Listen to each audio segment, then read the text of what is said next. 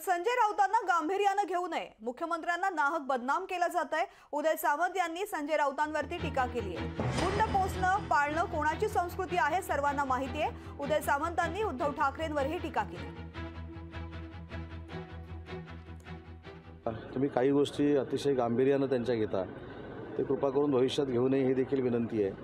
कारण एखाद्याला नाहक बदनाम करणं आणि मुख्यमंत्री जे आहेत ते अतिशय चांगल्या पद्धतीने काम करत आहेत, याच्याबद्दल पोटसूळ असणं हे आता जनतेला कळायला लागलेलं आहे। परवा जो प्रसंग गोळीबाराच्या संदर्भातला झाला, याच्या बाबतीत मी स्वतः पत्रकार परिषद घेऊन नक्की वस्तुस्थिती काय आहे हे मी सांगितलेलं आहे।